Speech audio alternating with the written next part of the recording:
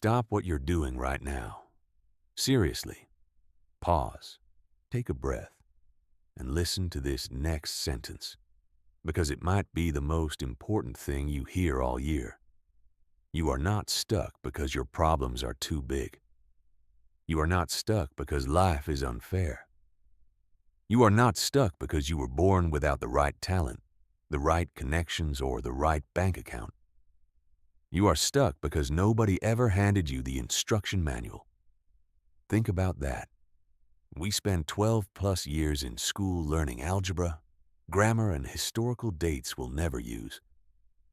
But not once, not a single class, not a single semester, does anyone sit us down and teach us how to actually solve the problems that will define our entire lives. The relationship that's quietly falling apart. The career that feels like a dead end with no exit sign. The financial weight that follows you into every room you walk into. The personal patterns you've tried to break 100 times and failed 99. Nobody taught you the system. And here's the truth that changes everything. There is a system. What you're about to experience isn't a motivational speech. It isn't a collection of inspirational quotes you'll forget by Tuesday. This is a step-by-step operating system for your mind, a universal framework that works on any problem, in any area of your life, at any age. It has been tested in boardrooms and bedrooms, in career pivots and personal crises, in quiet moments of private failure and loud moments of public success. By the time you finish this book, you won't just feel better. You'll think differently. You'll see problems differently, and you'll solve them faster, smarter, and more permanently than you ever thought possible. Let's begin. The shift that changes everything. Here's a question most people never stop long enough to ask. Why do the same problems keep coming back? You address them. You struggle through them. You think you've handled them. And then 6 months later, there they are again. Maybe wearing different clothes.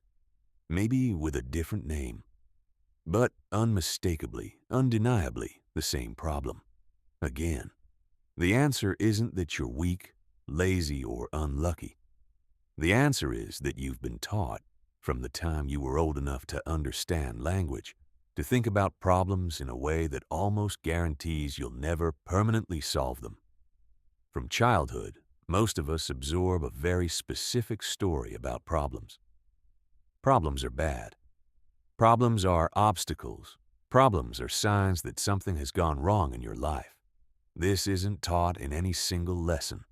It seeps in through how parents react to bad news, how schools treat failure, how our culture frames struggle. And without ever consciously choosing it, we adopt this belief. A problem-free life is the goal. That belief is not just wrong. It is quietly sabotaging you every single day. Here is the fundamental truth this entire book is built on. Problems are not your enemy. Problems are data. Every challenge you face, every frustrating, exhausting, keep you awake at 3 a.m. challenge is your life, handing you information. Information about what needs to change, about what skills you haven't developed yet, about which direction you need to move in.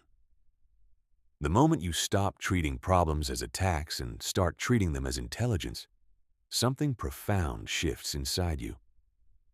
Look at the people you most admire, the ones who seem to navigate life with a confidence and forward motion that others can't quite match.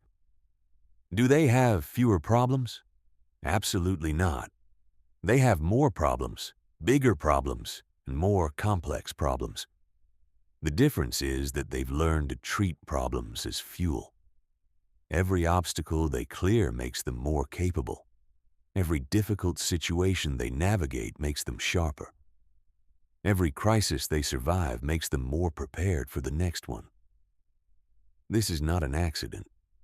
It is a compounding effect that builds over time.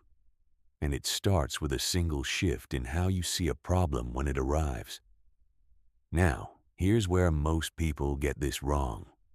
They hear, change your mindset, and think that's the whole answer. They try to feel more positive about their problems. They write affirmations.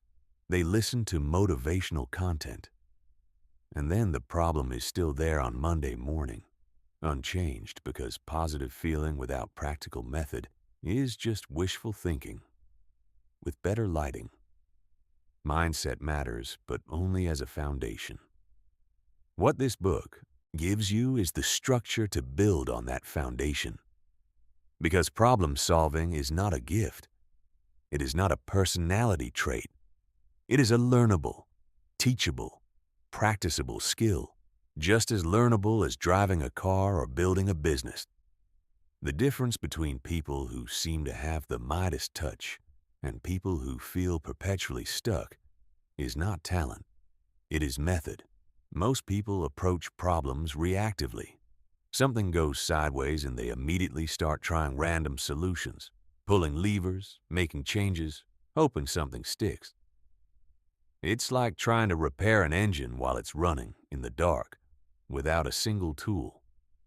Sometimes you get lucky, but most of the time you make things worse. Elite problem solvers, and the ones who consistently create results that others call miraculous, follow a process, a deliberate, repeatable, 4-stage process that works on every problem, every time. Stage 1. Problem identification. Seeing what you're actually dealing with, not just what triggered you. Stage 2. Root cause analysis. Going deeper than symptoms to find the real source. Stage 3. Solution generation. Creating real options instead of grabbing the first idea that sounds reasonable. Stage 4. Implementation and optimization. Executing your solution and refining it based on what actually happens.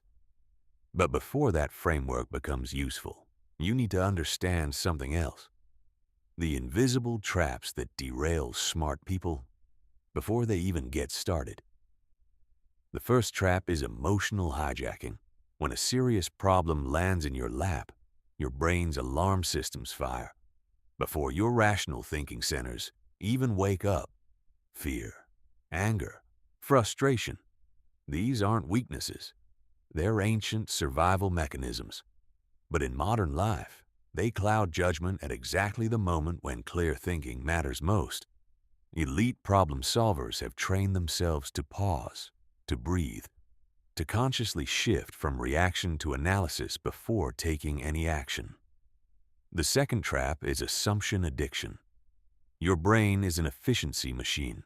It fills in gaps with past experience, pattern matches constantly, and makes thousands of assumptions every day without telling you. The problem? Those assumptions are based on old data. They often aren't relevant to what you're actually facing right now. You assume you know what the problem is before you've investigated. You assume certain solutions won't work before you've tested them. These invisible assumptions act like guardrails that keep you on the same road you've always traveled, even when that road leads nowhere. The third trap is solution attachment. You get an idea and you fall in love with it. Even when the evidence shows it's not working, you double down. You convince yourself that just a little more effort, just a little more time, will make it click. Meanwhile, better options sit untested because you've already committed emotionally to the wrong answer. The fourth trap is perfectionist paralysis. You wait for the perfect solution before taking any action. You research, you plan, you analyze, and the problem gets worse. You convince yourself that you need more information, more certainty, more preparation. But certainty is not available. It never was. And waiting for it is just fear wearing a responsible disguise. Understanding these traps isn't academic. It's survival. Because they operate below conscious awareness. You don't realize you're inside one until you're already stuck.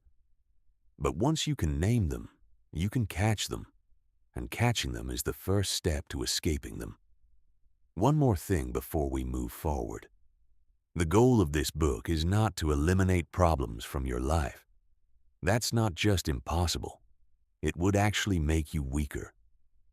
Problems are to your mind what weight training is to your body.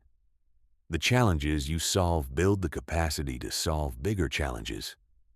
The struggles you navigate develop the strength to navigate harder ones. You don't become powerful by avoiding difficulty. You become powerful by moving through it. With the right tools in your hands. See it clearly. The art of problem identification. Here's a mistake that costs people years of their lives. Solving the wrong problem brilliantly. You spend months, sometimes years, working hard on a solution, and you make progress, real progress, only to realize that you were addressing a symptom, not a source. The problem comes back, or a new version of the same problem appears somewhere else in your life, and you're exhausted and confused and wondering what you did wrong. What you did wrong was skip the most important step, actually understanding what you're dealing with. Problem identification sounds obvious. It isn't. It's both a science and an art that requires you to step back from your immediate emotional reaction and observe the situation with the cool detachment of a detective. You're not trying to fix anything yet. You're trying to see clearly, completely, without the distortion of assumption or urgency. Here are 7 techniques that will completely transform how you see any problem. Technique 1. The 5-layer method. Most people see only the surface of their problems, but surface-level problems are almost always symptoms of something deeper. The 5-layer method helps you peel back each layer until you reach the real issue. Layer 1, the surface problem. What you immediately notice. The argument, the bounced check, the missed opportunity. Layer 2, the pattern. How often this type of situation occurs and under what circumstances. Layer 3, the underlying system. The environmental or structural conditions that allow this problem to exist. Layer 4, the root behavior. The habits, decisions, or actions that created those conditions. Layer 5, the core belief. The assumption or worldview that drives the behavior. Here's an example. Surface problem. You're chronically late and it's damaging your reputation at work. Pattern. It happens almost every morning and before any high-stakes meeting. Underlying system. No consistent daily routine. Constant underestimation of how long things take. Overscheduled calendar. Root behavior. You say yes to too many things and never build in buffer time. Core belief. Being busy equals being important, and saying no means letting people down. Once you see that core belief, the entire picture changes. This isn't a time management problem. It's a self-worth and boundaries problem. No calendar app will fix it. The issue is deeper. Technique 2. Problem mapping. Take a blank page. Write your problem in the center. Now branch outward. Every person involved, every environmental factor, every financial pressure, every emotional undercurrent, every long-term consequence. Don't edit. Don't filter. Create a full ecosystem map of everything connected to this challenge. What this reveals is almost always surprising. Problems that seemed isolated turn out to be connected. Your relationship tension connects to your work stress, which connects to financial pressure, which connects to a career that doesn't align with your values, which connects to a life direction you've never consciously chosen. What looked like 5 separate fires is actually one fire with 5 visible flames. Technique 3. Perspective shifting. Examine your problem from at least 4 viewpoints. How would someone who deeply loves you see this situation? How would a completely objective stranger with no emotional stake see it? How would someone from a completely different cultural background or life experience interpret it? How would someone who has already solved a similar problem approach it? Each perspective reveals something your default viewpoint hides. The person who loves you might spot the self-imposed limitations you're too close to notice. The objective outsider might see a simple path you've been overlooking because of emotional investment. The cultural outsider might expose assumptions you're making that aren't universally true or necessary.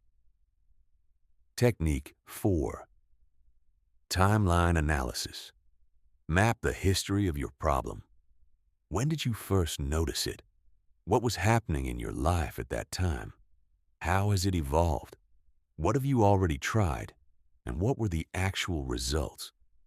This historical view surfaces patterns that are invisible in the present moment. You might discover that this problem always intensifies during certain seasons, or after specific types of events, or whenever a particular stressor enters your life. Those patterns are clues pointing directly toward root causes. Technique 5. Impact assessment. Quantify, honestly, what this problem is actually costing you.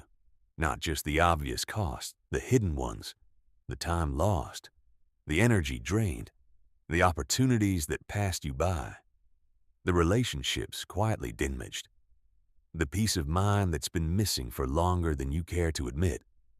Then ask the other side of the question.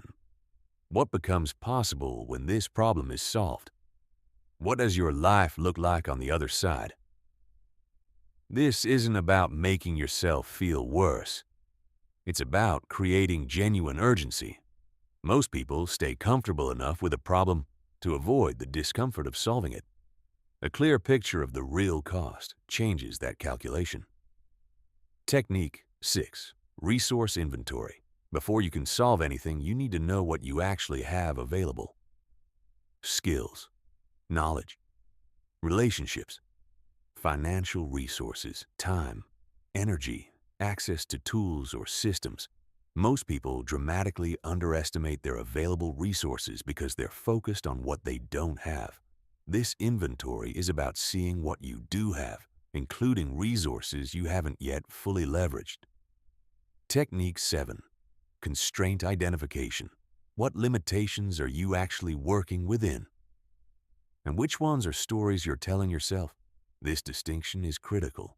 Many constraints that feel absolute are actually negotiable. The assumption that you can't change careers because of your mortgage. Is that a fact or an assumption you've never actually tested? The belief that it's too late, that you're too old, that you don't have the right background, real limitation, or inherited belief you've never challenged. Challenge every constraint. Separate what is genuinely fixed from what only feels fixed. By the time you've worked through all 7 techniques, your problem will look fundamentally different than when you started. You'll see it as part of a system rather than an isolated event. You'll understand the deeper patterns driving it. You'll have clarity about what's really at stake and what you genuinely have to work with. This clarity is everything, because you cannot solve a problem you haven't properly understood. Go deeper. The science of root. Cause analysis. Treating symptoms is expensive. You pay for the treatment, you feel temporary relief, and then the symptom returns because the source was never touched. This is how most people approach their most persistent problems. They address what's visible, they fix what's immediately painful, and then they live in a cycle. Same problem, different episode, forever wondering why nothing they try seems to stick. Root cause analysis is the practice of going beneath the visible, beneath the obvious, beneath even the uncomfortable, all the way down to what is actually generating the problem. It requires patience. It requires honesty. And it often requires a willingness to find answers you weren't expecting. Here are 8 methods that will take you there. Method 1. The 5 whys start with your problem statement. Ask why it's happening. Take whatever answer comes up and ask why again. Keep asking why. 5 times, or until you reach a cause that you can actually influence. Example, you're not saving money despite a solid income. Why? Because expenses consume everything you earn. Why? Because you've accumulated subscriptions, payments, and lifestyle commitments that equal or exceed your income. Why? Because you kept adding things without subtracting anything. Why? Because you wanted to enjoy your money now, assuming you'd save more when you made more. Why? Because you believe that spending creates happiness, and you're afraid that saving means deprivation. Root cause, a belief system about money and happiness, not a math problem. No budget sheet will create lasting change until that belief is examined and updated. Method 2. Systems thinking. Every problem lives inside a system. Isolated fixes often fail because the system just routes around them. To solve the problem permanently, you have to understand, and sometimes change, the system itself. Draw the system around your problem. Include every person, process, environment, habit, incentive, and feedback loop that influences it. Then look for leverage points. Places where a relatively small change creates large downstream effects. Example, if your health problem isn't improving, the system might include your work schedule, stress levels, grocery availability, social habits, sleep patterns, and emotional coping strategies. The leverage point might not be willpower. It might be negotiating a work schedule that creates space for meal preparation. A structural fix that makes the healthy choice automatic rather than heroic. Method 3. Pattern recognition. Look across your entire history with this type of problem.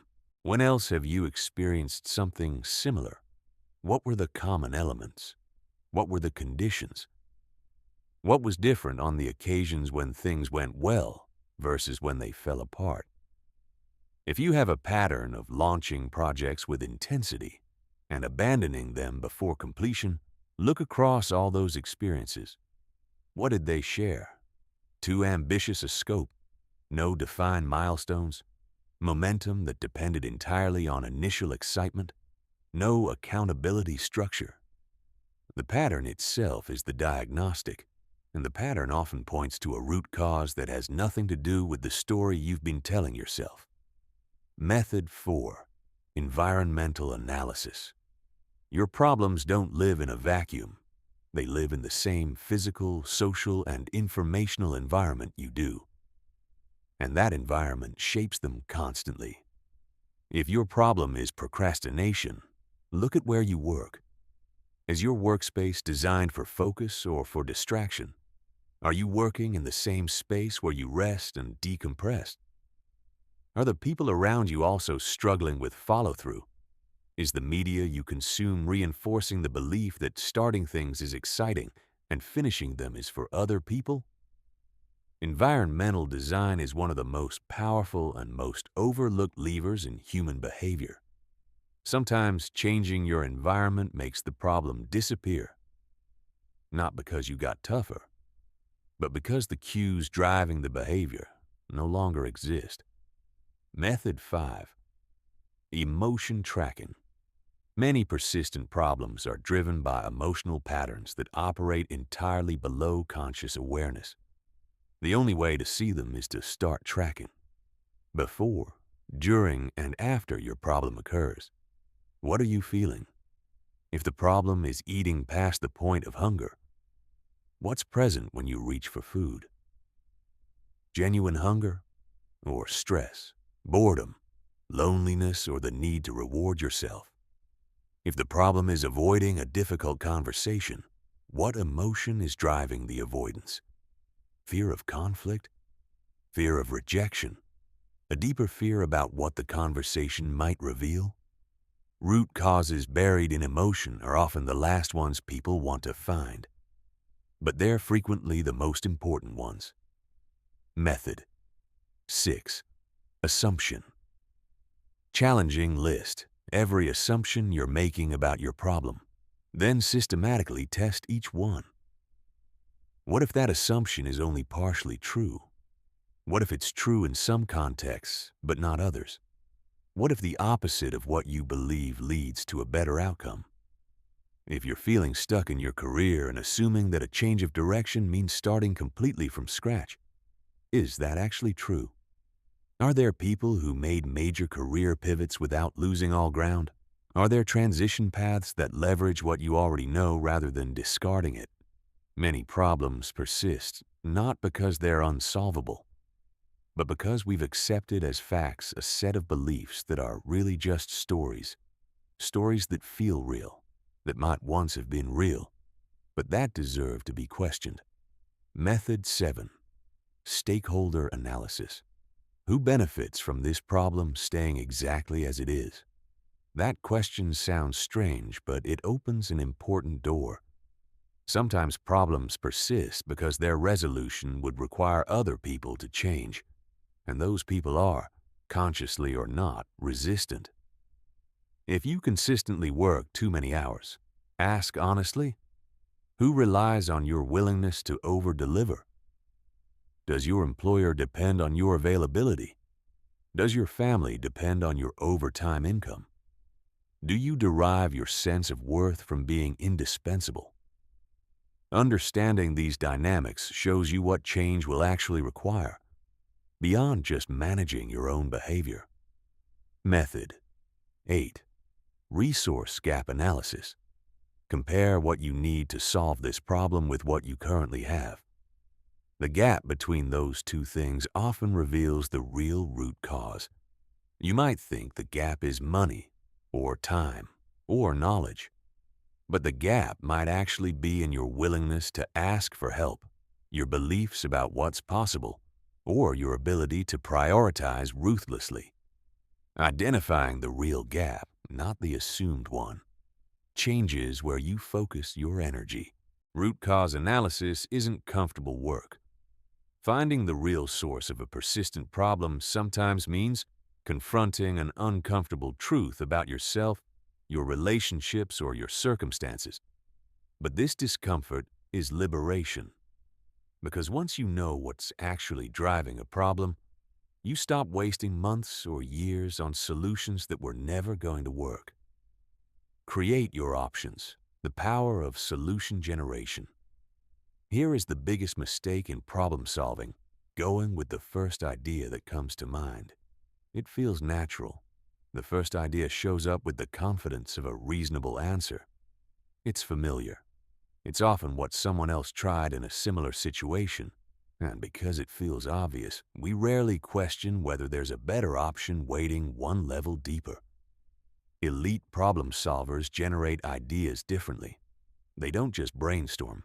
They use specific techniques that break through conventional thinking and surface possibilities that most people would never reach.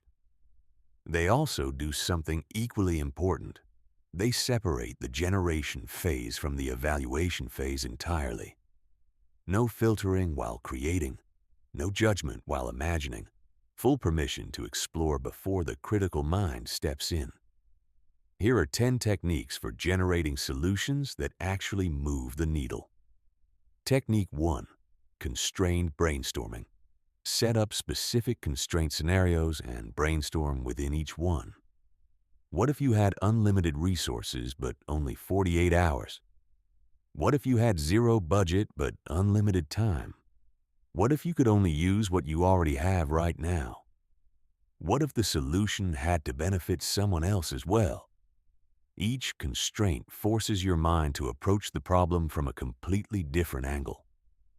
The solution you find under one set of limitations might directly inspire the best approach for your real circumstances. Technique 2.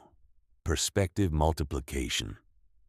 Generate solutions from completely different viewpoints. How would a Fortune 500 CEO approach this? How would a first-generation immigrant with nothing but drive approach it? How would a 10-year-old who doesn't know the rules approach it? How would someone who's already solved this exact problem approach it? Different worldviews bring radically different assumptions, priorities, and creative instincts. The person who doesn't know how things work often suggests the solution that actually works, precisely because they haven't been taught why it's supposed to be impossible. Technique 3. Solution scaling. Generate solutions at every scale. Minimal viable. What's the smallest step that creates any positive movement? Moderate. What creates significant change with manageable effort? Maximum. What completely transforms the situation? Radical. What eliminates this entire category of problem from your life? Each scale opens different possibilities and helps you see the full spectrum of what's available. Technique 4. Reverse engineering. Find people who have solved a similar problem successfully and work backwards from their results. Not to copy their exact path, but to understand the underlying principles that made it work. What assumptions did they challenge? What resources did they leverage unconventionally? What did they ignore that most people focus on? What would they do differently if they had to do it again? Real-world success stories contain more usable information than any theory. Technique 5. Component mixing. Break your problem into its component parts. Generate solutions for each piece separately. Then look for creative combinations. If your challenge is transitioning careers while maintaining financial stability, your components might include time allocation, skill development, financial runway, networking, building a reputation in a new field. Solve each one. Then look for combinations, a side project that simultaneously builds the new skill and generates income, while the existing network provides the first clients. Technique 6. Assumption reversal. List the assumptions that most people make about solving this type of problem. Then deliberately generate solutions that violate each assumption. If the universal assumption is that building an audience requires years of consistent content, generate solutions that create immediate visibility. If the assumption is that fixing a relationship requires mutual effort, generate solutions based entirely on what you can change unilaterally. Some of the most powerful solutions in history came from people who simply asked, "What if we did the opposite?" Technique 7. Timeline variation. Generate solutions across multiple time horizons. What can you do in the next 60 minutes? What's achievable in the next week? What becomes possible over 90 days? What could you build in a year? What could you create in 5 years? Different time horizons activate different types of creativity. The 60-minute solution might be a single phone call that changes everything. The 5-year vision might reveal a path that's invisible from where you're standing today. Technique 8. Resource substitution. If your instinct is to solve the problem with money, generate solutions using time, relationships, creativity, or expertise instead. If you thought you needed more knowledge, generate solutions based on learning by doing. If you assumed you needed status or credentials, generate solutions that bypass that requirement entirely. This technique consistently reveals that you have more options than your default thinking suggests. Technique 9. Stakeholder solutions. Generate solutions from the perspective of every person affected by the problem. What would actually solve this for your employer? For your family? For your community? For the people who face similar challenges? Sometimes the best solution serves multiple stakeholders simultaneously. Sometimes you realize that what you've been treating as your problem actually belongs to someone else, and you've been exhausting yourself trying to solve it. Technique 10. Future back thinking. Project yourself 1 year into the future. This problem is solved. Your life is measurably better. Now, work backwards. What had to happen to get there? What decisions did you make? What actions did you take? What help did you get? What fears did you move through? This technique bypasses the mental resistance that keeps people from seeing possibilities. When you assume success is already real, your mind stops searching for reasons it won't work and starts revealing how it could. After running through these techniques, you should have dozens of potential approaches on paper. Don't evaluate them yet. Don't filter. Don't judge.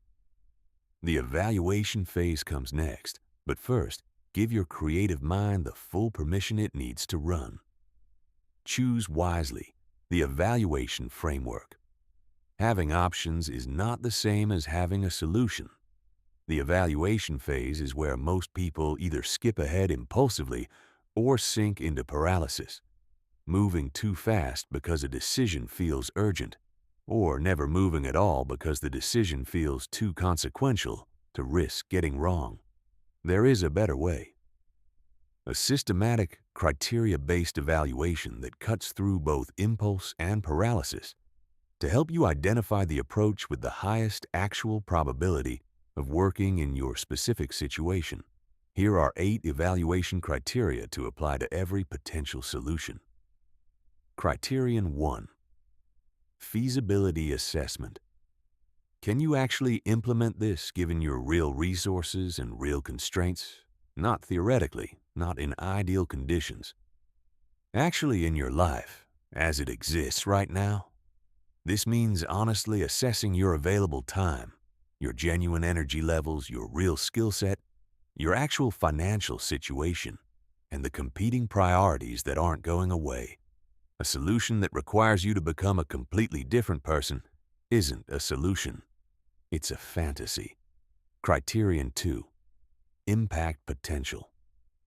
If successfully implemented, how significantly would this improve your situation? Does it address the root cause you identified, or does it only treat the symptom?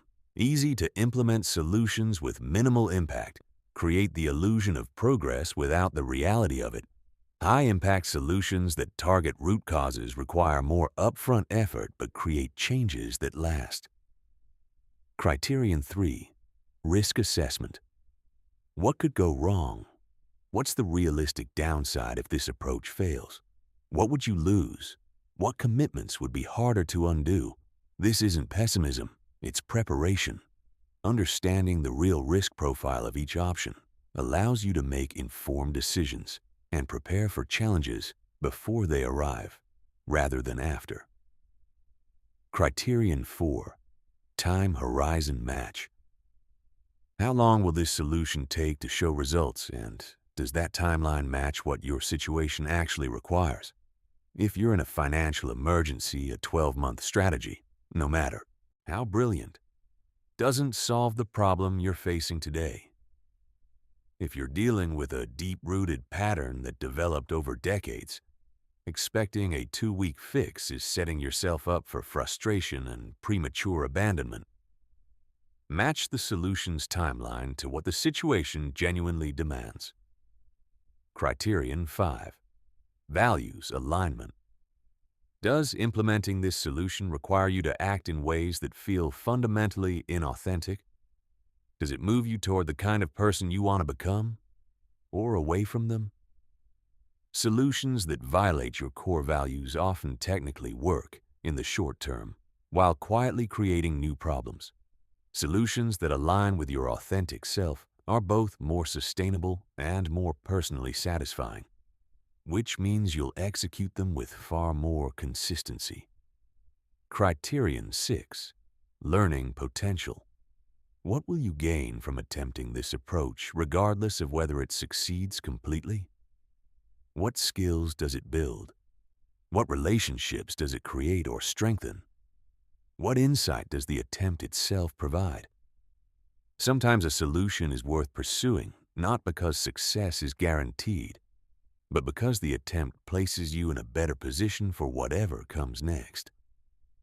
Criterion 7. Reversibility. How easily can you adjust course if the results aren't what you expected? Some approaches are highly reversible, You try, you learn, you adapt. Others involve commitments that are difficult or expensive to undo.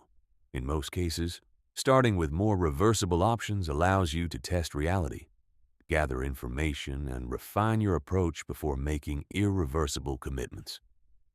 Criterion 8. Scalability. If this works at a small scale, can it grow? Can you expand it as your circumstances improve? Or is it a solution that works now but becomes a problem later? This matters most for career strategies, financial plans, relationship approaches, and business decisions, anywhere that success creates new demands and the solution needs to grow with you. After evaluating each option against these criteria, create a simple scoring system. Rate each solution from 1 to 5 on each dimension. Add the scores, but don't stop there. Look at the pattern. A solution with a high overall score but almost no feasibility is not your best choice, regardless of its impact potential.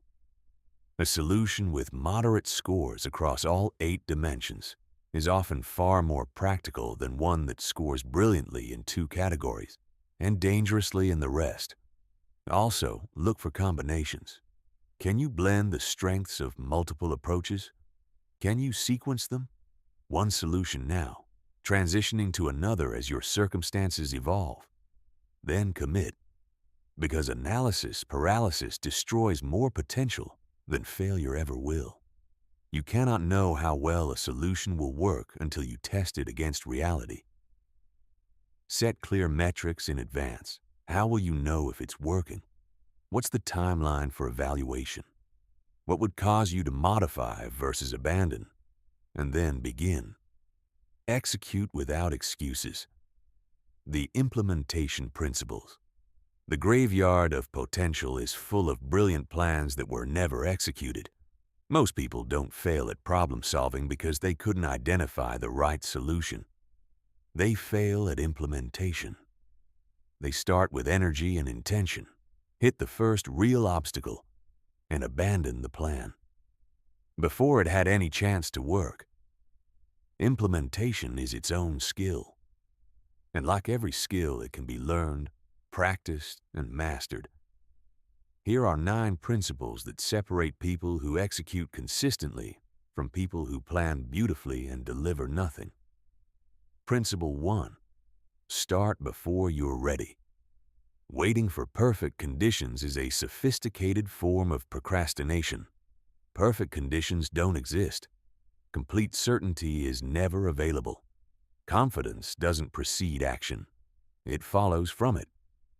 The minimum viable action principle. What's the smallest step you can take today that creates any forward movement? Don't plan the perfect first move. Take the next available one. Momentum generates information that planning never can. Principle 2. Design your environment for success. Your willpower is a limited, unreliable resource. Any implementation plan that depends on constant self-discipline will fail whenever life gets genuinely hard. Design your environment so the right choices become automatic and the wrong choices become difficult. If your solution involves morning exercise, set your clothes out the night before. If it involves focused work, eliminate digital distraction before you sit down. If it involves better nutrition, change what's in your kitchen. Don't rely on motivation. Rely on design. Principle 3. Track actions, not just outcomes. You can't manage what you don't measure, and what most people measure is the wrong thing. They track results, which are lagging indicators that only show up after the work is done. Track your actions instead. Track your consistency. How many days did you execute the plan? How many times did you do the thing you said you'd do? Consistent tracking of actions builds the feedback loop that shows you, in real time, whether your implementation is on track. Principle 4. Anticipate obstacles before they arrive. Every implementation process will face resistance, external barriers, internal resistance. competing priorities, motivational dips. The question is not whether these will appear. The question is whether you'll have a plan for them when they do. Spend time before you start imagining every realistic obstacle and designing a specific response to each. If you know you lose momentum after 2 weeks, plan exactly how you'll respond when week 2 arrives. Pre-decided responses to predictable obstacles eliminate the decision fatigue that kills most implementations. Principle 5. Celebrate small wins. Human motivation is not designed for year-long projects without feedback. We are wired for feedback loops. Waiting to celebrate only when the final outcome is achieved is a recipe for depleted motivation. Halfway through. Create specific, meaningful celebrations for daily consistency, weekly milestones, and monthly achievements. Not because you're lowering your standards, because you're fueling the psychological engine that keeps you moving. Principle 6. Build review cycles.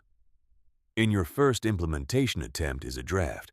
Expect to revise it based on what actually happens.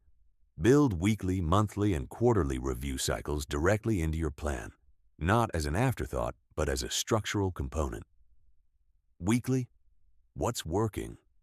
What isn't? Monthly, what adjustments improve the strategy? Quarterly, is this still the right approach for where I am now? The goal is not to execute the original plan perfectly. The goal is to achieve the outcome, even if that requires changing the plan. Principle 7. Create accountability that fits you. External accountability significantly raises implementation success rates, but the type of accountability matters. Some people thrive with public commitments. Others need private accountability with one trusted person. Some respond to competitive pressure. Others need collaborative support. Find what actually motivates you, not what you think should motivate you. Build that into your implementation structure. Principle 8. Integrate solutions into existing habits. The most sustainable implementations connect new behaviors to existing routines. Attach the new action to something you already do consistently. Use your morning coffee as a trigger for 5 minutes of planning. Use your evening routine as a trigger for a progress review. Use your commute as a context for learning or reflection. When new behaviors are grafted onto existing habits, they require dramatically less conscious effort to maintain. Principle 9. Persist through plateaus. Every implementation process includes periods where visible progress stops. Results plateau. Momentum seems to disappear. The temptation to quit is highest precisely here. What most people don't know, plateaus frequently occur right before breakthroughs. Your brain and your circumstances are adapting, reconfiguring to accommodate the new pattern before the visible results appear. During plateaus, focus on process rather than outcome. Execute your plan. Trust what you've built. The progress is happening even when you can't see it yet. Steel your mind, building unbreakable mental resilience. You can have the most sophisticated problem-solving framework in the world. If you fall apart mentally when facing real pressure, none of it works. Mental resilience is not about being emotionless or unaffected. It's about maintaining the ability to think clearly, evaluate options objectively, and act decisively, even when you're scared, stressed, exhausted, or deeply uncertain. It's about keeping your problem-solving capacity functional in the conditions where it matters most. Component 1. Emotional regulation, mastery. Strong emotions are not the enemy. They contain information. But when left unchecked, they hijack decision-making at exactly the moment when clear thinking is most needed. The stop technique. When you feel strong emotion arising, stop. Take a breath. Observe what you're feeling without judging it. Proceed with conscious intention rather than automatic reaction. For rapid nervous system regulation, use the 6-3-6 breathing pattern. Inhale for 6 counts. Hold for 3. Exhale for 6. Repeat for 2 minutes. This directly activates the parasympathetic nervous system, shifting you from reactive to responsive. Component 2. Cognitive flexibility.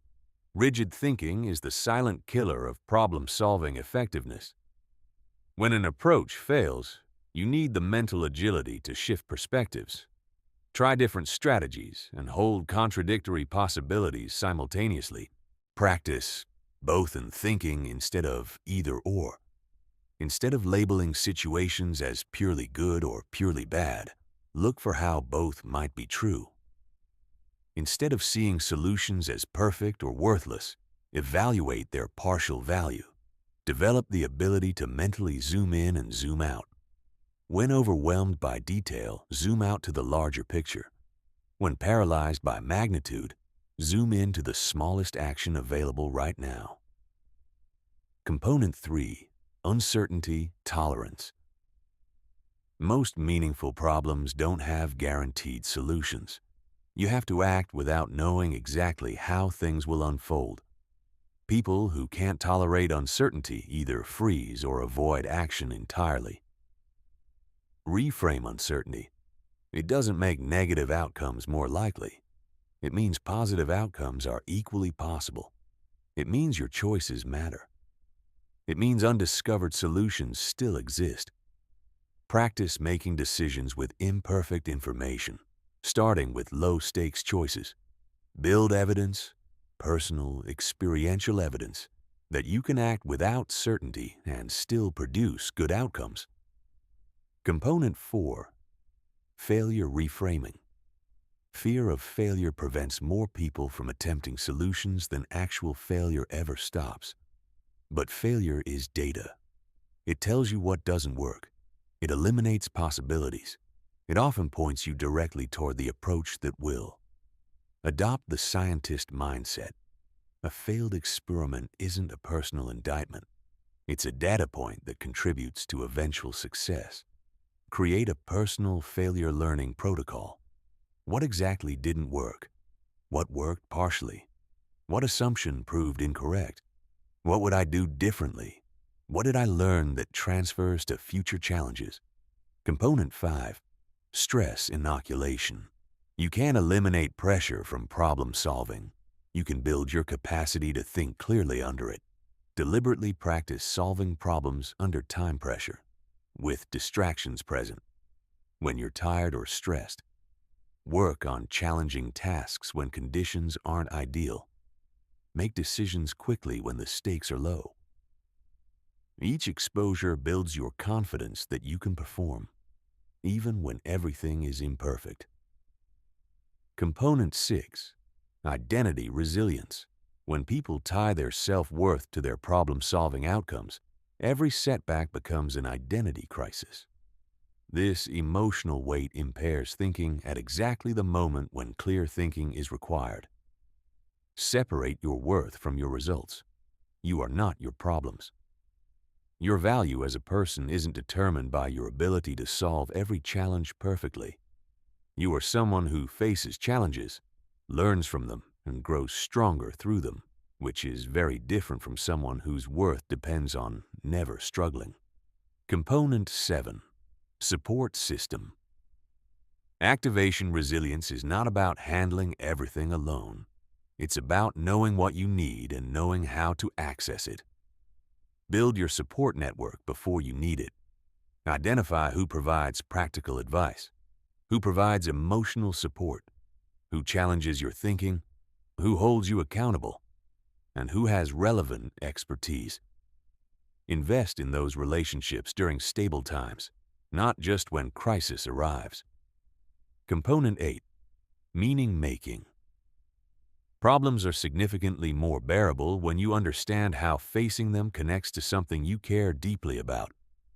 Connect your current challenge to your deepest values. How does solving this make you better? How does it serve the people you love? How does it move you toward the life you're actually trying to build? This connection doesn't eliminate the difficulty. It makes the difficulty worth enduring. Advanced moves, techniques for complex challenges.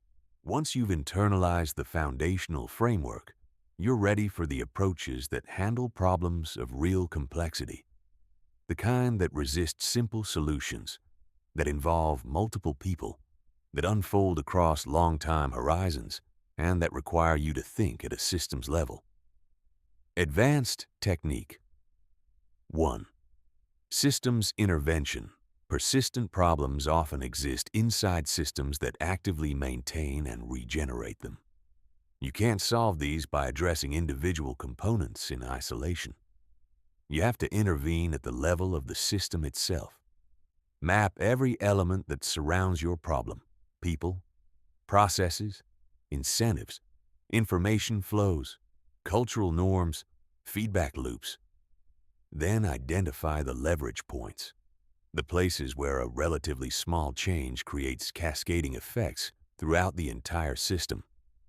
Leverage points often exist in information access, decision-making authority, resource allocation, or the unspoken rules that everyone follows and no one questions. Advanced technique. 2. Paradoxical thinking.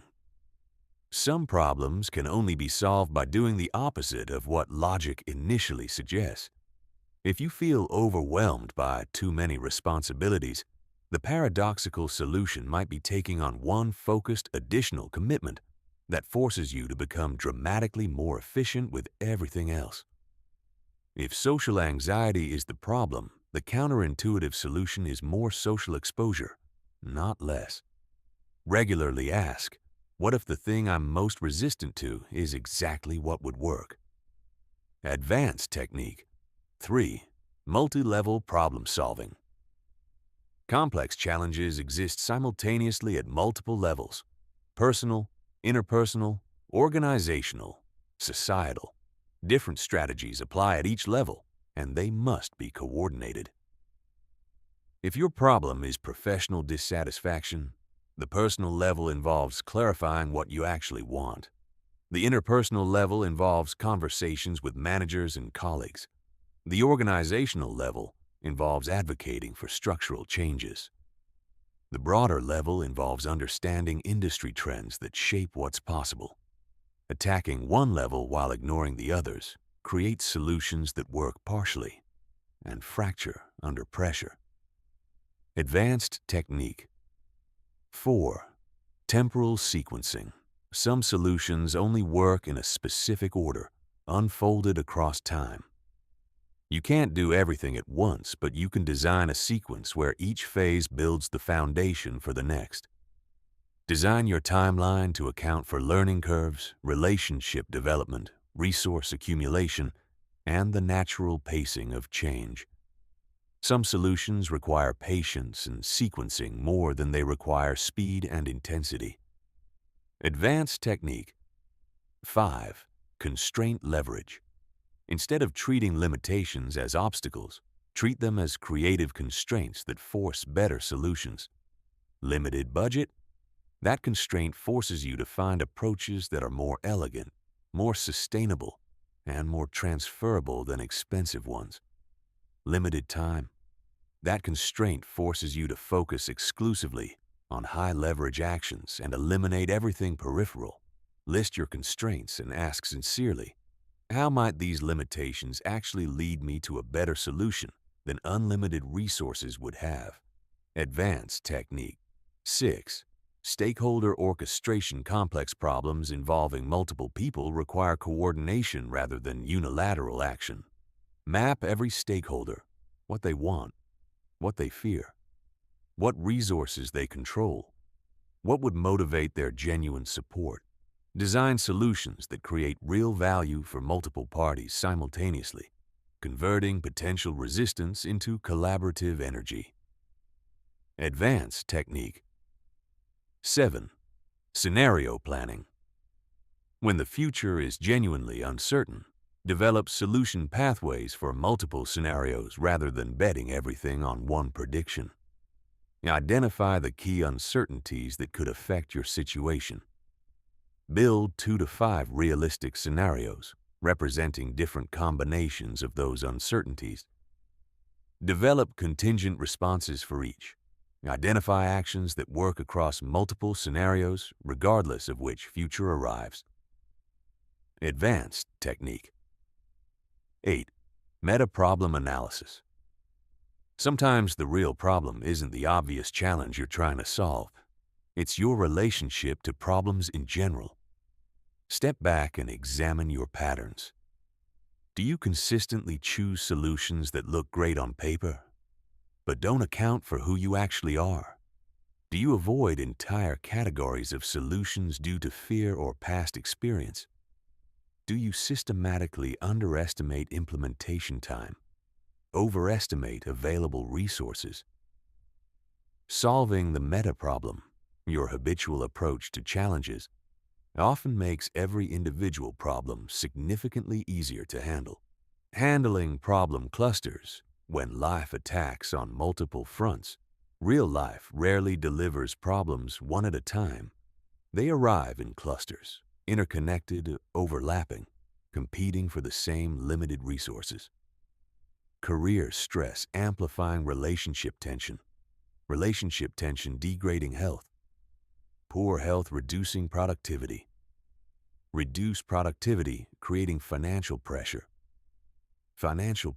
feeding back into career stress. Managing multiple simultaneous problems requires an additional layer of strategy. Step 1. Relationship mapping. Before solving anything, understand how your current challenges connect to and influence each other. Are they independent? Is one causing the others? Are two of them locked in a reinforcing cycle that makes both worse? Which is foundational and which is symptomatic? Draw the map. Use it to sequence your approach rather than attacking everything simultaneously with divided attention. Step 2. Priority sequencing. Some problems can't be solved until other problems are addressed first. Some problems, when solved, make others disappear automatically. Some problems get significantly worse if left unaddressed while you work on something else. Identify foundational problems, the ones that either enable or block everything else. Solve these first.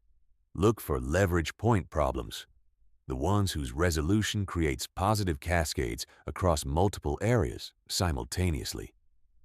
Step 3. Resource allocation strategy. You have finite time, energy, attention, and money. How you distribute them across multiple simultaneous challenges determines your overall results. Apply a roughly 80-20 approach. Most of your resources should go toward the 2 or 3 problems that create the majority of your stress and limitation. Maintain minimal management on lower priority issues. Resist the temptation to spread effort evenly. That approach typically produces mediocre results everywhere and excellent results nowhere. Step 4. Synergy identification. Look for solutions that address multiple problems simultaneously. A single action that improves your health, increases your income, and builds your social connections isn't lucky. It's designed. If you're facing health deterioration, financial stress, and social isolation simultaneously, a solution that involves building something in the fitness space could address all 3 at once, systematically, not accidentally. Step 5. Interference management. Some solutions create direct interference with others. Long work hours that advance your career might damage the relationships you're simultaneously trying to strengthen. Strict financial discipline that reduces debt might eliminate the social activities that combat loneliness. Anticipate these conflicts. Design solutions that minimize interference or sequence them so you can address each one with concentrated attention rather than perpetual divided focus. Step 6. Cascading solutions. Design your problem-solving sequence to create positive cascades. Solving a sleep problem improves energy, which makes exercise sustainable. which improves mood and resilience, which enhances work performance, which reduces financial stress, which reduces relationship tension. Identify which problem, when solved, creates the most beneficial downstream effects. Prioritize that problem not just because of its direct impact, but because of everything it unlocks. Step 7. System buffers. Complex problem solving is inherently unpredictable. Solutions take longer than expected. Unexpected complications appear. Some approaches simply don't work. Build buffers into your plan. Time buffers, financial reserves, emotional bandwidth that allow the system to absorb individual setbacks without collapsing entirely. Step 8. Adaptive strategy management. Your problem cluster will evolve as you solve individual pieces. Stay flexible. Adjust resource allocation as priorities shift. Recognize new problems that emerge. Acknowledge when old problems have disappeared. Build scheduled review points into your overall strategy and treat the strategy itself as something to be improved, not just executed. Build the engine, creating sustainable problem-solving capacity. Solving today's problems is important. Building the capability to handle tomorrow's with greater speed and effectiveness is transformational. Principle 1.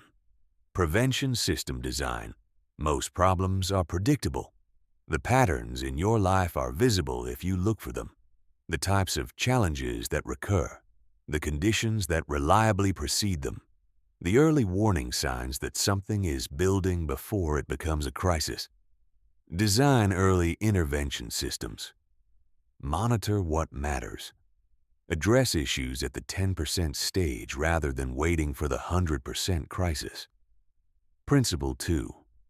Capacity building. Your problem-solving effectiveness depends on your underlying capabilities, mental clarity, emotional resilience, physical energy, financial reserves, social connections, and specialized knowledge. Invest in these capacities continuously, not reactively. Exercise to build the physical energy that sustained effort requires. Build financial reserves that create options in difficult times. Develop relationships that provide perspective and support. Expand knowledge in areas directly relevant to the challenges you're most likely to face. Think of this as compound interest on your problem-solving ability. Small, consistent investments create exponential returns over time. Principle 3. Learning system creation. Every significant problem you face contains lessons, but those lessons only compound if you capture them systematically. After solving any major challenge, conduct a structured review. What worked in my approach? What would I do differently? What general principle can I extract from this specific experience? What capability did I develop that transfers to future challenges? Build a personal knowledge base. Return to it when similar challenges arise. Principle 4. Environment optimization. Deliberately design your physical, social, and informational environments to support clear thinking and effective action. Create physical spaces that promote focus. Curate relationships with people who challenge your thinking and support your growth. Manage your information diet. What you consume shapes how you see problems and what solutions you can imagine. Principle 5. Network development. No individual can hold all the knowledge, perspective, or resources required to solve every important challenge. A strong network multiplies your capacity dramatically. Build relationships across different domains of expertise, life experience, and worldview. Invest in your network before you need it. Contribute generously. Share knowledge, make introductions, offer genuine support. The network you build in good times becomes your greatest resource in hard ones. Principle 6. Voluntary challenge exposure.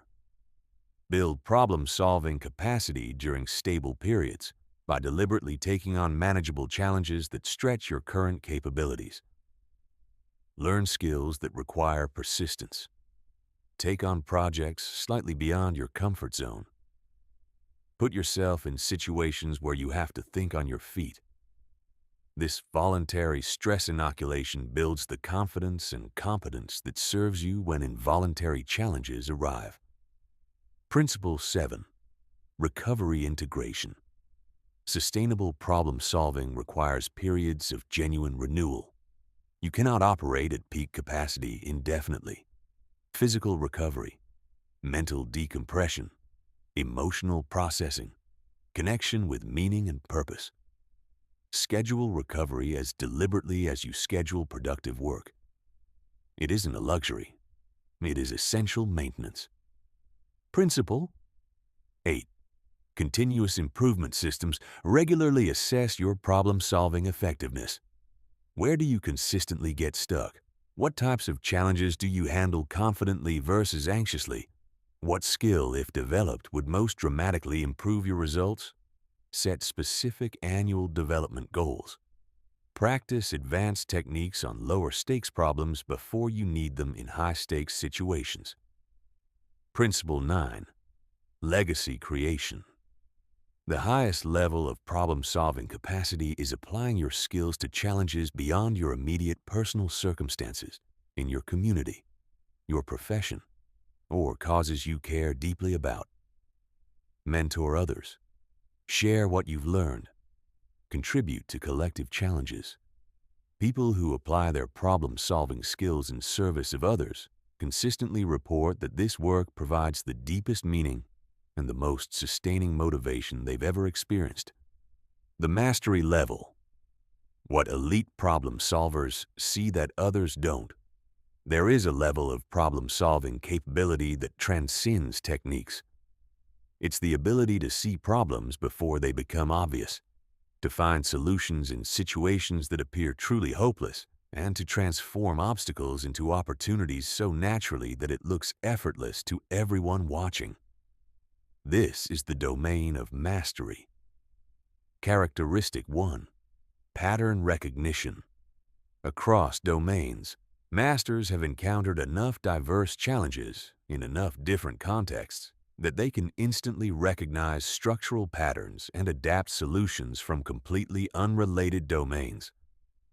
A relationship conflict that has the same underlying architecture as a supply chain problem from a business case 5 years ago. A personal motivation challenge that mirrors a leadership study from a completely different field.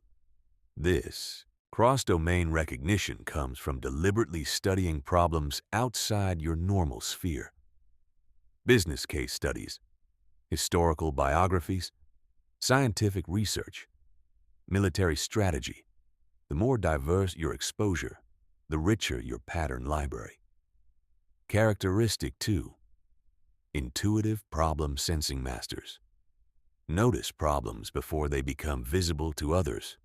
Subtle shifts in energy, small behavioral changes, minor inconsistencies that most people don't register until they've grown into crises. This early detection comes from paying sustained attention to weak signals across all areas of life. Trusting the instinct that something isn't quite right, even when you can't yet articulate why. Characteristic 3. Elegant solution. Design masters find solutions that accomplish multiple objectives simultaneously, using minimal resources and creating positive secondary effects. Their solutions, in retrospect, seem inevitable, though they were completely non-obvious before they appeared. Train yourself to seek elegance by always asking, how could this solution serve multiple purposes? How could we achieve this outcome with less? What beneficial side effects could we design in? Characteristic 4. Paradox navigation. The most complex problems contain genuine contradictions that resist simple resolution. Masters can hold these paradoxes without premature closure, searching for solutions that transcend the apparent contradiction. rather than forcing a choice between opposing sides. Characteristic 5. Metacognitive awareness. Masters constantly observe their own thinking while thinking. They notice when they're making unexamined assumptions. They catch themselves being emotionally influenced. They recognize when a familiar approach is being applied to an unfamiliar situation. This observer perspective allows real-time course correction, adjusting the approach while still in the middle of the problem. Characteristic 6. Contextual adaptability. Masters resist the comfort of favorite techniques. They approach each problem fresh, assessing what this specific situation actually requires, rather than applying a preferred tool, regardless of whether it fits. Characteristic 7. Systemic intervention mastery. Masters can see entire ecosystems and identify exactly where to apply pressure to create maximum positive change. They find leverage points that others miss because they understand systems at a depth that most people never develop. Characteristic 8. Solution artistry. At the highest level, masters don't just solve problems. They solve them in ways that are beautiful, that inspire others, that elevate the problem-solving capacity of everyone around them. They approach their work with an artist's sensibility, asking not just, does this work? But does this work in a way that contributes to something larger? Real-world application, domain-specific strategies, universal principles need specific application. Here is how elite problem-solving applies across the areas of life where people struggle most. In career and professional challenges, most career problems are systems, problems. If you're stuck, the issue isn't just your current role. It's the entire ecosystem of skills, positioning, relationships, and reputation that led there. Map your professional system completely. Your skills relative to market demand, the strength and diversity of your network, your reputation in your field, your financial runway for making moves, the industry trends reshaping what's possible. Then address the system, not just the symptom of an unsatisfying job. The elite career strategy. Build what you need before you need it. Develop valuable skills during stable periods. Cultivate relationships before you need them. Establish your reputation for excellence before you need to leverage it. Create financial reserves before you need to take risks. In relationship challenges, most relationship problems stem from mismatched expectations, broken communication systems, or diverging growth trajectories. The solution is almost never simply finding someone different.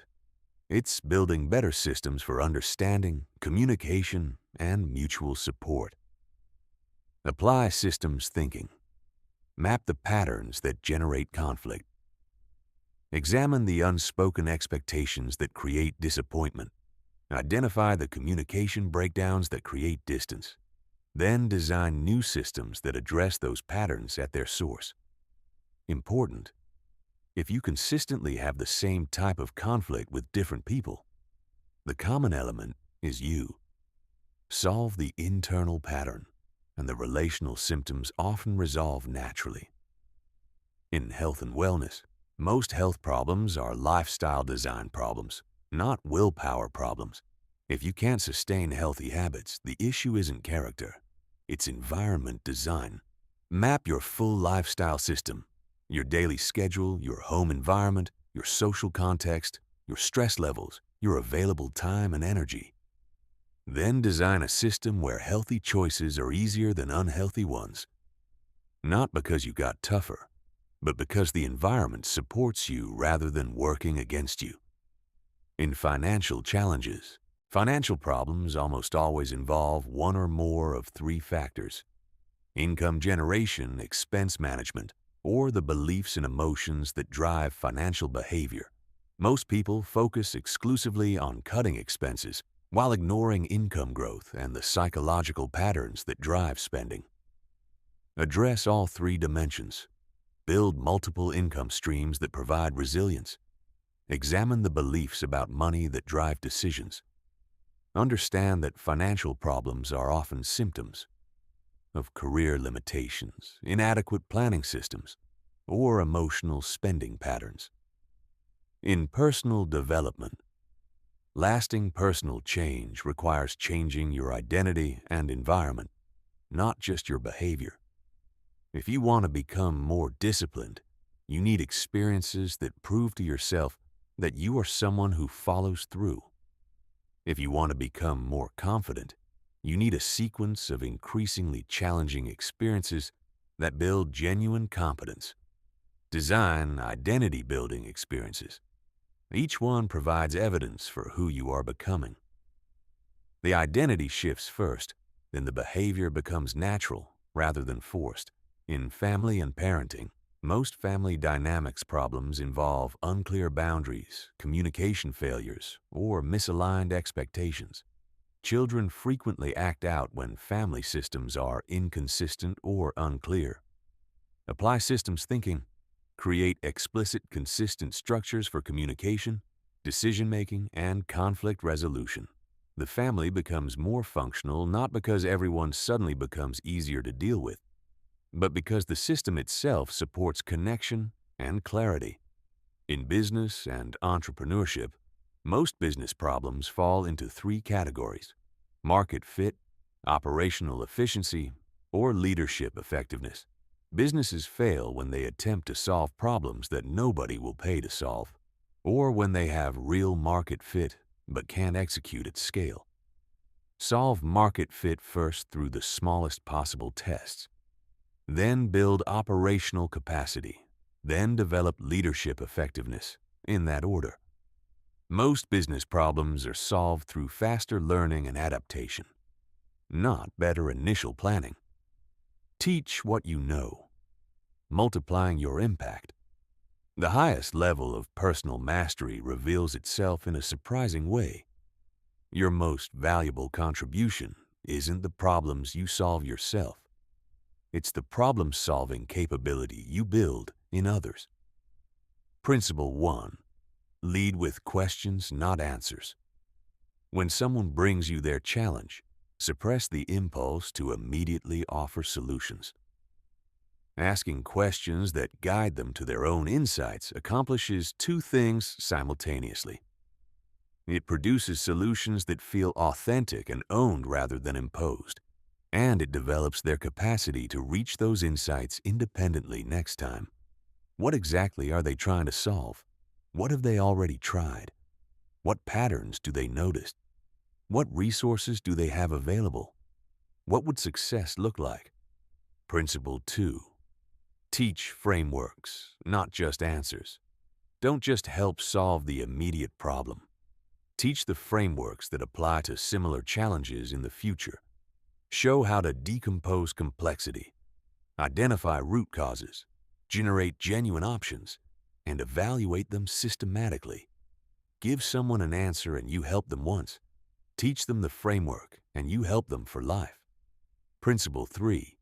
Model metacognitive awareness. Think out loud about your thinking process. Show how you notice your assumptions.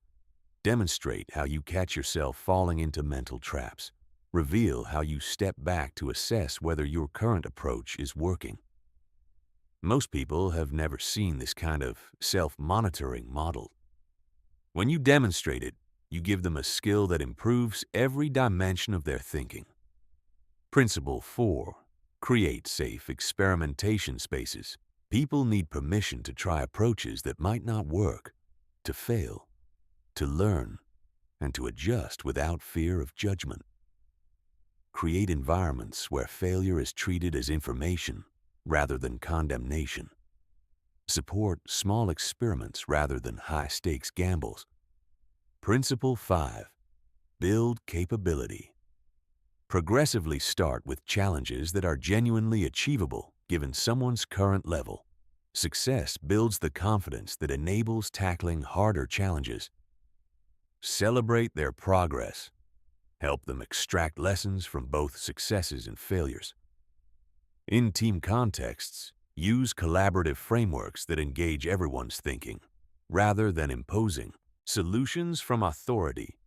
Create psychological safety for genuine idea sharing. Facilitate structured brainstorming, perspective-taking exercises, and systematic evaluation processes that leverage diverse viewpoints. Build team problem-solving culture, systems for continuous learning, rewards for thoughtful analysis, frameworks that work when leadership isn't directly present. The multiplier effect. Teaching problem-solving creates expanding networks of effectiveness. Every person whose capacity you develop can develop others. What begins as personal mastery becomes, over time, a contribution to collective capability, to your team, your organization, your community, beyond yourself. Problem-solving as social contribution. As your problem-solving capacity grows, something natural begins to happen. The challenges that once consumed all your attention, your own career, your own finances, your own relationships, become more manageable, and your field of vision expands. You begin to see problems beyond yourself, and you begin to see that you have something to contribute. Level 1. Community problem solving. Every community faces challenges that affect multiple people, but seem too complex or entrenched for any individual to address alone. Apply the same systematic approach you use for personal challenges. Map stakeholders, understand the underlying systems, identify root causes, generate collaborative solutions that serve multiple interests. The key difference from personal problem solving. Community problems require building consensus and coordinating people with different perspectives and priorities. Your role shifts from solving unilaterally to orchestrating collective intelligence. Level 2. Professional and industry impact. Every field has persistent problems that limit effectiveness, create inefficiencies, or prevent better outcomes. These problems often persist because people inside the system have grown accustomed to them, or because they've accepted inherited limitations without questioning whether those limitations are real. Your combination of systematic problem-solving skills and outsider perspective often reveals solutions that domain experts have been too close to see. Level 3. Innovation and entrepreneurship. Some problems can only be solved through creating something that doesn't yet exist. A product, a service, a model, an approach. Entrepreneurial problem-solving means identifying problems that many people face but no one has adequately addressed, then building scalable solutions with the capacity to reach far beyond your immediate circle. This doesn't require starting a traditional business. Social entrepreneurs solve problems of justice and access. Artists solve problems of meaning and human connection. Educators solve problems of understanding and capacity. The form varies. The principle is the same. Level 4. Systemic and policy impact. Some problems exist at the level of law, regulation, institutional practice, or cultural norm. Solving them requires working within political and social systems to create change at scale. This work requires patience, measured in years and sometimes decades. But the leverage is extraordinary. One systemic change can improve the lives of millions of people. As you expand your impact, remember, start where you are. You don't need perfect mastery to begin contributing. Your current skills and resources can make real contributions right now. Focus on leverage, the intersection between what you're genuinely passionate about, what you're distinctively skilled at, and what the world actually needs. Build collaborative relationships. Complex problems require diverse perspectives. Your impact will always be multiplied in collaboration. Maintain long-term perspective. The most significant problems took decades to develop. Solving them takes time. Keep your horizon wide. The transition from personal problem-solving to contributing to larger challenges isn't an obligation imposed from outside. It's a natural evolution, the organic expression of capability grown large enough to overflow beyond its original container. The transformation. Who you become. you have now moved through a complete framework for solving any problem you will ever face. But there's something more important than the techniques, the methods, and the frameworks. Something that only becomes visible when you look at what happens to a person who practices these skills consistently over time. You change. Not in the way self-help books promise superficially, at a more fundamental level. The way a person changes when they've actually been through something and come out the other side genuinely different. You develop unshakable confidence, not arrogance, not the fragile confidence that depends on things going well, but the deep, quiet confidence that comes from accumulated evidence, from having faced hard things and solved them, from knowing that whatever comes next, you have the tools, the resilience, and the method to handle it. You develop wisdom, the ability to see patterns that others miss, to recognize the structure beneath the surface of complex situations, to understand not just what is happening, but why and what it points toward. You stop being a victim of your circumstances and become the active creator of your life. This sounds like a cliche until you actually experience it. Problems stop happening to you. They become raw material, resources for building. Every obstacle becomes an engineering problem. Every setback becomes data. Every failure becomes a step in the process. And the ripple effects of this transformation extend far beyond your individual success. People around you begin to feel it. Your family benefits from the stability and intentionality you bring. Your colleagues benefit from your ability to navigate challenge without drama. Your community benefits because you bring problem-solving energy to shared challenges rather than just complaining about them. People who develop strong problem-solving capabilities become people that others turn to, not because they have all the answers, but because their presence creates clarity. Because they bring calm to chaos, structure to confusion, and possibility to situations that feel hopeless. But remember, mastery is a journey, not a destination. The frameworks you've learned provide the structure. Your unique experiences, your specific insights, your creative applications, these are what make your problem-solving approach distinctly and irreplaceably yours. Trust yourself to adapt these tools. Stay curious about what you haven't yet discovered. Continue learning throughout your life. Seek increasingly complex and meaningful challenges. The growth that comes from solving difficult problems is cumulative. It builds on itself in ways that become extraordinary over time. Don't settle for easy problems once you've developed the capacity for significant ones. Share what you learn. Teaching reinforces your own understanding while multiplying your positive impact. Every person whose capability you develop expands the network of effective problem-solving in the world. And most importantly, remember that the goal has never been to eliminate problems from your life. Problems are how you grow.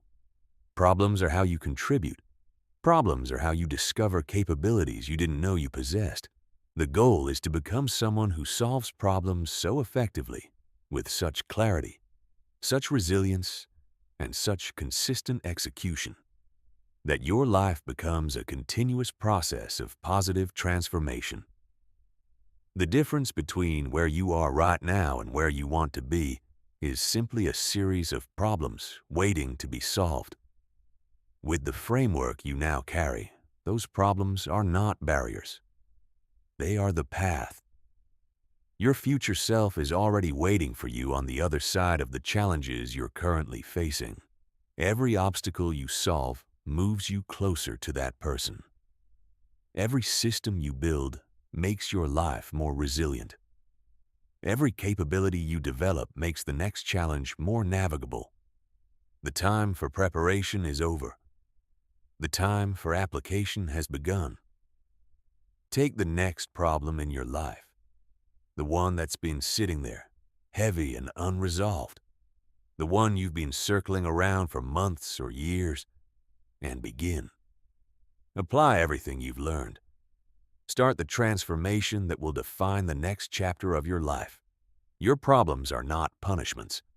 They are not proof that something is wrong with you. They are your curriculum, the structured, demanding, uniquely designed curriculum for becoming the person you were always meant to become. Embrace them. Solve them. Use them. The world needs people who can do exactly this. Start now.